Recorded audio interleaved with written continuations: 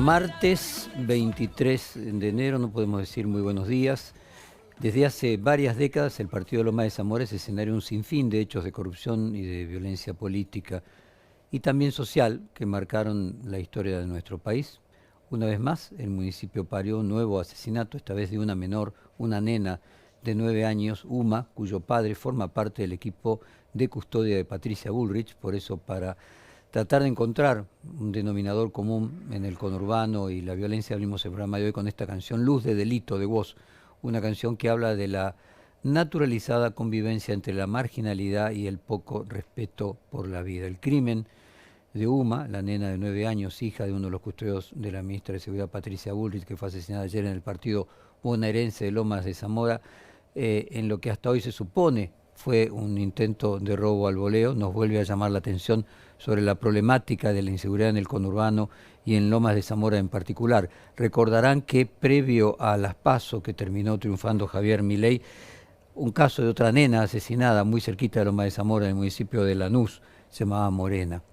Ayer la agenda política se vio teñida por la conmoción que produce en la opinión pública asesinatos como este, que cambia la agenda y se pone sobre el tapete nuevamente las cuestiones referidas a la seguridad en un día que estaba atravesado por la falta de acuerdo y las negociaciones de último momento en la reformulación de la ley ómnibus que va a tratar el Congreso esta semana. Vamos a escuchar diferentes actores políticos, judiciales, referirse al crimen. Vamos a empezar primero por el registro, el obvio, la ministra de Seguridad, Patricia Bullrich, ayer diciendo: no digan que tenemos mano dura es matar a una nena de 9 años. El día de mañana con una reunión con la provincia de Buenos Aires queremos colaborar desde nuestra tarea, que es la tarea federal, a tratar de que la provincia de Buenos Aires pueda cada vez mejorar la seguridad. Pero hoy no es día para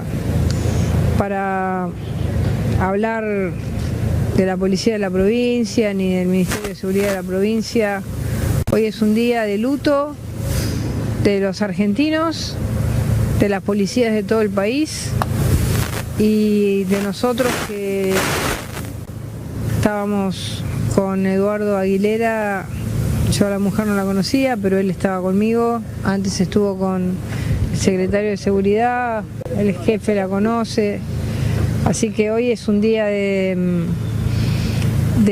pensar que entre todos, las policías, las 24 policías del país, tenemos que cuidar a la gente, estar contra estos asesinos, perseguirlos a donde vayan y hacer de la Argentina un país seguro. Que no nos vengan más a decir que tenemos mano dura. Mano dura es matar a una nena de 9 años y el viernes haber matado a otra nena. Eso es mano dura.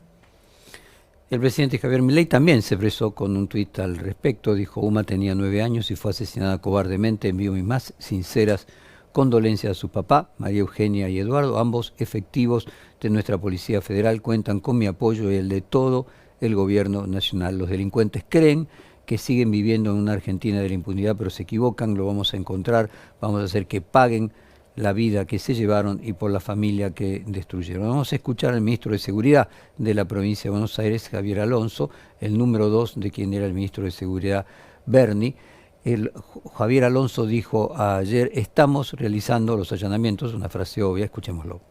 Tenemos un detenido que el fiscal ordenó su detención. No podemos decir ni dar muchas más precisiones porque la investigación sigue su curso. Ustedes comprenderán lo delicado del tema. Nosotros necesitamos conformar las pruebas necesarias para estar seguros de que las personas que detenemos son las que corresponden y que puedan ser condenados en un debido proceso como corresponde. En ese sentido, en este momento estamos realizando allanamientos para buscar más evidencia. Tenemos información que fuimos recolectando desde la mañana temprano, empezamos a trabajar inmediatamente ocurrido el hecho. Yo lo que le voy a pedir es prudencia a los medios. Hoy circularon imágenes que no se correspondían con lo que era. De hecho, hubo gente que se presentó asustada en la comisaría porque era inocente, no tenía que ver y aparecía su imagen en los medios. Entonces tenemos que ser cautos. Yo entiendo la presión de los medios, tener información, pero nosotros tenemos que ajustarnos al debido proceso de la justicia y de acuerdo a lo que marca la ley. El hecho de que alguien que es integrante de la Policía Federal, custodia de una de las políticas más importantes, no esté seguro, nos hace entender a todos de que nadie de nosotros está seguro y que debemos velar por nuestros hijos, seres queridos, porque hay una situación social que cada vez genera mayor niveles de inseguridad y de violencia. Y quiero compartir, vamos a seguir ahora con Lomas de Zamora, pero quiero compartir que justo en el día de ayer me vino a ver el ex intendente de Lomas de Zamora y expresidente de la Argentina, Eduardo Duhalde, a traerme uno de sus clásicos libros sobre la historia que a él le tocó atravesar, y apareció el tema de la droga en Lomas de Zamora. Él cuenta que en 1973, o sea, hace 51 años, cuando fue por primera vez intendente de Lomas de Zamora, había algo así como 24 concejales y 6 secretarios, que serían como los ministros, que se reunían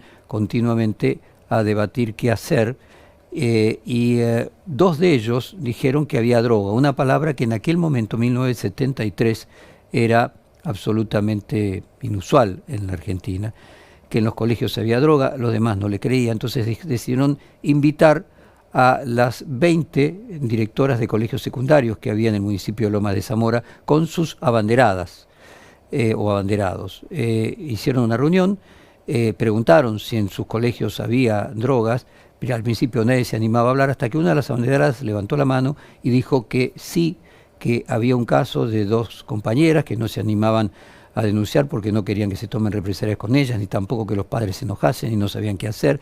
Inmediatamente después de que esta banderada levantó la mano, empezaron a levantar la mano los demás, y cada uno venía contando más o menos lo mismo, de que había algún caso de droga hace 50 años en los colegios secundarios de Lomas de Zamora, y Lomas de Zamora como ejemplo de toda la Argentina. Hoy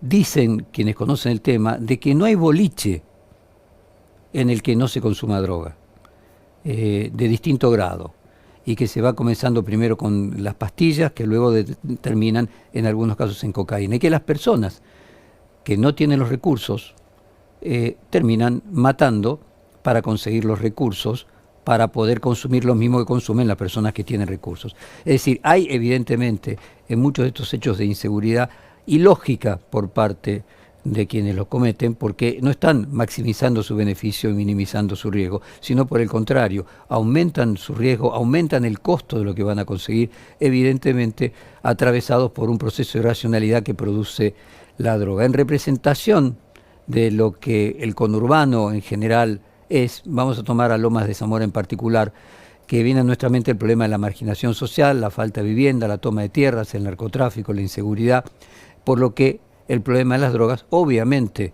en una situación económica de precariedad, aumenta aún más la desesperación de quienes no tienen recursos para querer consumirlo. Por eso, esta construcción responde a una realidad que se fue gestando durante las últimas décadas. Esta historia que yo le cuento de Duhalde es de 1973. Lomas de Zamora, como representante del conurbano, fue construyendo sus orígenes a través de la llegada de los inmigrantes que eligieron estas tierras tras arribar de distintas latitudes. El nombre del municipio se le debe a un capitán español, se llamaba Juan de Zamora, que en el año 1736 compró las tierras que años más tarde se transformarían en la actual comuna. Vamos a una historiadora de Lomas a relatar parte de la evolución de la ciudad. Se trata de la museóloga Margarita Casas, del programa Proa al Futuro, en una radio local, y vamos a escucharla. Le quedó picando esto de que cuando se cumple el primer centenario de la Revolución de Mayo, todo lo que cambió Lomas de Zamora, todo lo que fue sucediendo. Entonces dije, bueno, vamos a refrescar un poco todo esto. Y brevemente me acordaba, bueno, ya se había llegado el ferrocarril para estos lugares y comenzaba esa inmigración tan grande que en Europa muchos obreros se habían quedado sin trabajo. Y la Argentina necesitaba mano de obra para trabajar en el campo. Se había convertido en un país agroexportador y entonces muchos inmigrantes llegan a este país por la gran pobreza y hambruna que había en Europa. Vienen en busca de trabajo, pero claro, quedan encandilados con la ciudad de Buenos Aires y muchos no se fueron al campo, quedaron ahí. Se alojaron en las casas de la alta sociedad cuando empiezan a irse hacia el norte y hacia el sur por el tema de la fiebre amarilla que había estado en 1871. Entonces quedaron esas casas, las clásicas casas chorizo, que se convirtieron después en habitaciones para las familias, para casas de inquilinato. Bueno, las familias más pudientes se trasladaron a las afueras y compraron las quintas. Ya estamos avanzando hacia el 1900 y construyeron suntuosas quintas. Lomas ha tenido maravillas realmente de quintas. Todavía queda alguna. Siempre repito que la más hermosa que tenemos ahora es la que está sobre 9 de julio en Temperley, que es la Villa San Pablo, que era la de la familia Turdera y de los Preti, que fueron los fundadores de Turdera. La ciudad también es cuna de grandes figuras. Allí nacieron, por ejemplo, Pepe Biondi, Roberto Sánchez, o sea, Sandro, Julio Sosa, Elsa Rivas, Piero, Juan Carlos Calabró, Alfredo de Angelis, Gerardo Sofovich, Esther Goris, entre otros. La represión durante la dictadura militar y por los derechos humanos también recorrió la historia del distrito. Vamos a ver un fragmento de lo que se llamaba el Pozo de Banfield, que era uno de los centros clandestinos de detención. Vamos a ver el juicio por el Pozo de Banfield, vamos a escuchar el juicio el año 2020. Provincia de Buenos Aires, porque solicitan que se reanude el juicio por los delitos de lesa humanidad cometidos en el lugar conocido como el ex Pozo de Banfield. La Asamblea Permanente por los Derechos Humanos de Lomas de Zamora realizó una presentación para que se reanude de manera urgente el juicio sobre los crímenes de lesa humanidad ocurridos durante la última dictadura militar, como decíamos, en el ex centro clandestino de detención y exterminio El Pozo de Banfield. Desde la mesa de trabajo del ex Pozo de Banfield explicaron que el juicio, en el que serán juzgados 14 represores, entre los que figuran Miguel Ángel Echecolás y el médico policial Jorge Vergés, deberían haber comenzado el 5 de mayo, pero que la cuarentena lo impidió. Daniel Prassel, referente de la mesa de trabajo del ex Pozo de Banfield, explicó al sitio Inforegión que ya hubo presentaciones de las distintas secretarías de derechos humanos, tanto de la nación como de la provincia, ante la Cámara de Casación, en el sentido de ver cómo se garantiza, al menos de manera remota, el inicio de los juicios que todavía no habían empezado y en algunos casos las sentencias de los juicios que estaban por finalizar. El Pozo de Banfield, recordemos, funcionó desde 1974 hasta 1978 bajo la responsabilidad de la Brigada de Investigaciones de Banfield. De las 253 personas que fueron torturadas en ese lugar, 97 permanecen desaparecidas y al menos 16 mujeres que dieron a luz en la maternidad clandestina. Lomas de Zamora como espejo de la Argentina. Además, este partido tiene 690.000 habitantes, es decir, más que algunas provincias, como por ejemplo la provincia de Santa Cruz, que anda alrededor de poco más de 500.000 de habitantes. Y es la zona de fuertes contrastes, desde el año 2000 hasta el crecimiento que se vino produciendo a partir del año 2001-2002 de la pobreza. Se desarrollaron 55 villas miserias. Y Lomas vive un boom inmobiliario en el que se construyen más de 200 torres, countries y barrios privados simultáneamente. Según los últimos datos del INDEC, publicados en octubre de 2023, en Lomas de Zamora se encuentra un índice de pobreza por encima del promedio nacional. En este partido el 47% de los ciudadanos es pobre y el 12% es indigente. En abril de 2023 se hizo un informe del mapa de la inseguridad de la provincia de Buenos Aires y se estableció que el partido con mayor cantidad de hechos de inseguridad era Lomas de Zamora. Ese distrito registró ese año 113.627 actos ilícitos desde el fin de 2022 a fin de 2023. Estas cifras pueden explicar que su intendente, Federico Ortemín, sea uno de los alcaldes del conurbano con peor imagen. Hace menos de una semana, la consultora CB hizo una encuesta entre los vecinos de las distintas comunas y Otermin se encuentra en el puesto 22 de los intendentes del conurbano con peor imagen. Otermin tiene 41,7 de imagen negativa. Esto en el contexto que son castigados los intendentes por el desprestigio de la política y son mayormente los políticos nacionales, no los locales. Sin embargo, cargar las tintas solo contra Otermin sería injusto. El alcalde actual es parte de una cadena de jefes comunales que han salido de Lomas de Zamora para pelear la política nacional y han sido acusados de tener negociaciones con el juego, con el narcotráfico, con la corrupción de distintos niveles. Estamos hablando, por ejemplo, el caso de Insaurralde y mencionamos inicialmente el caso de Duhalde, que llegó a ser presidente de la República. El expresidente, exgobernador bonaerense, en su momento había sido acusado por el piquetero Luis Delía de formar parte de una organización que comercializaba drogas. La denuncia no solo nunca prosperó, sino que se demostró que era exactamente lo contrario. Es decir, es bastante habitual que el mundo de la droga utiliza a quienes luchan contra la droga acusándolo de lo mismo. Este es un sistema que utilizan tanto los carteles en Colombia como los carteles de México, y lo hacen con los periodistas, que aquellos periodistas que denuncian la droga terminan acusándolos de ser parte del sistema de la droga. Eduardo Duhalde, sobre quien hablábamos recién, en 1994 decía: ¿a quién le echamos la culpa en la vida política? A ver, escuchémoslo. Primero, yo recuerdo memorias de chico, ¿no?, de mi barrio. En mi barrio le echaban la culpa de todos los conservadores. Todo lo que pasaba, la culpa la tenían los conservadores. Después le empezamos a echar la culpa a los radicales, o le empezaron a echarla, yo era muy chico. Después todo lo malo que pasaba la teníamos los peronistas. Después un día nos pusimos de acuerdo. ¿Saben en qué? Le empezamos a echar la culpa todos juntos a los militares. Ese fue el único acuerdo. Y así los países no se levantan. Y así los municipios no se levantan. Y así las provincias no se levantan. La gente no quiere peleas. Para un bonaerense o para un lomense debe ser más importante ser miembro de una comunidad que quiere ser lomense que ser peronista, radical, liberal, socialista, intransigente o cualquier otra división partidaria. Son las categorías que nos unen a los argentinos, a los bonaerenses, a los lomenses, las que tenemos que potenciar. Y tenemos que trabajar. Lo que hay que hacer es trabajar. Por eso pusimos gente de trabajo, como eslogan de nuestra provincia, gente de trabajo, para empezar a recuperar un valor perdido en la sociedad nuestra.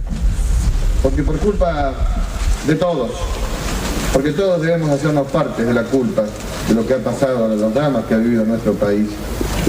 Lo cierto es que nos sumergimos, casi sin darnos cuenta, en la más perversa de las culturas, que es la que desprecia a los que trabajan, la que desprecia el valor del trabajo humano. Las denuncias e investigaciones contra el exintendente Martín Insaurralde se dispararon luego de que se filtrara fotos de él con una artista o modelo, Sofía Clerici, en un yate en Marbella. Insaurralde fue acusado de otorgar licencias de bingos y quitarlas a conveniencias, y hace años que se lo acusó de hacer dinero con el juego clandestino, denuncias que tampoco prosperaron.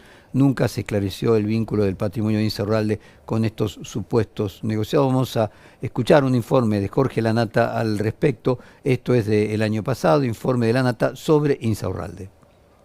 Ir al mismo lugar a comer, ir al mismo restaurante, vivir en la misma manzana, al mismo club. Porque el día que no pueda hacer eso, no hago más política.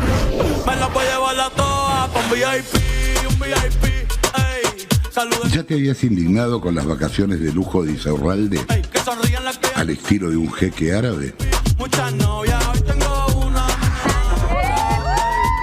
Mira ahora lo que es su casa, en el barrio Las Chacras, del exclusivo country Fincas de San Vicente. Son 2 terrenos de 3.000 metros cuadrados, 6.000 en total, mansión, pileta y hasta cancha de fútbol propia.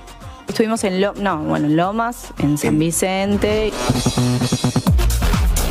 Así vive el intendente de un municipio en el que el 52% de la gente no tiene cloacas y el 33% no cuenta con red de luz o de gas. Sin embargo, todas estas denuncias, acusaciones, cifras de pobreza, escenificaciones de desigualdad con los countries y barrios privados, dan un cuadro en el que la política parece como impotente frente a los crecientes problemas sociales. Y esto no puede limitarse a la política local. En este país han gobernado una gran cantidad de espacios hace 40 años, hay alternancia democrática y los números de la injusticia social han crecido, no solo en Lomas de Zamora, sino en todo el conurbano y en todo el país. Tomamos solamente a Lomas de Zamora como un espejo de la Argentina. Lomas también es una explicación del aberrante hecho de ayer, no la única, pero sí una que brinda, podríamos decir, claves sociológicas, demográficas, económicas, para entender nuestra situación de todos contra todos. Esa es la respuesta, por ejemplo, de algunos dirigentes políticos. Hay uno que causó particular impacto por su crudeza. Vamos a ver el tuit y escuchar, yo lo voy a narrar, de Luis Esper. Esper, para quienes nos están además escuchando que viendo por televisión, lo vamos a describir, colocó en el tuit un queso gruyère lleno de agujeros. Y el mensaje dice: a los asesinos de UMA, eso da la idea de prometer bala y dejarlos agujereados como un queso gruyère. Esper, mensaje a los responsables del crimen. No parece la mejor manera de resolver el problema de fondo, sin tratar de entender el tramado complejo que significa, como comenzamos también hablando el tema de la droga y la indigencia. Para terminar, vamos a escuchar a Diego Santilli, dirigente del PRO, referirse a este hecho. Ayer Diego Santilli dijo: estas lacras humanas tienen que estar presas. Esto que ha sucedido es gravísimo. Yo digo, estas lacras humanas tienen que estar presas de una vez por todas. ¿Cómo calificás a estas personas sino como lacras? Ahora, también es hora de poner las condolencias a su familia, por supuesto, el dolor enorme e irreparable, pero también del otro lado hay que poner las cosas arriba de la mesa. Yo el viernes pasado estuve con la ministra Bullrich tratando el tema de la ley penal juvenil. Yo tengo un proyecto, lo he presentado para avanzar, a ver si de una vez por todas en el gobierno que encabeza el presidente Milei podemos tener una ley penal juvenil, tener un código penal, tener las leyes que son necesarias para terminar con este flagelo de delincuentes portando armas, que utilizan las armas. Cuando alguien porta un arma, pues está dispuesto a usarla. Si está dispuesto a usarla, ese tipo tiene que tener máxima condena. Entonces no puede seguirse de esta manera. Es gravísimo todo esto. Obviamente este tipo de crímenes genera todo tipo de enojos, de emociones. Si no tocamos todos los problemas que hay alrededor de la pobreza, la exclusión, el consumo de droga y los negociados de la política, todo esto al mismo tiempo, accionar solo cuando el hecho ya ocurrió de descalificar a los delincuentes, no por más que los califiquemos de lacras humanas, de llenarlos de agujeros con un gruyère, no resolverá ninguno de estos problemas. Dijimos que hay 110.000 actos ilícitos por año en Lomas de Zamora, donde viven 600.000 habitantes. Es decir, 1 de cada 6 habitantes es atentado por un ilícito, o es robado o es golpeado por año, y todos los habitantes de Lomas de Zamora cada 6 años padecen un acto ilícito. Hay cientos de miles de lacras, como dice Santilli o como menciona Patricia Bullrich. Quiero creer que no, quiero creer que hay un problema social muy importante que hay que abordar con la mayor racionalidad posible, y que esto es lo que le debemos a UMA y a todas las víctimas, o a Morena en el caso de Lanús, discutir con datos concretos, informarnos con responsabilidad para que la sociedad debata estos problemas y nuestros representantes tomen la iniciativa para empezar a resolver este flagelo que es la inseguridad. Nuevamente, viven 600.000 personas, hay 110.000 actos ilícitos registrados por año. O sea, podríamos decir que si una familia tipo tiene 4 personas, una familia y media tiene ilícito por año, padece algún ilícito por año en Lomas de Zamora. Y Lomas de Zamora no es una excepción, es apenas un espejo de nuestra Argentina.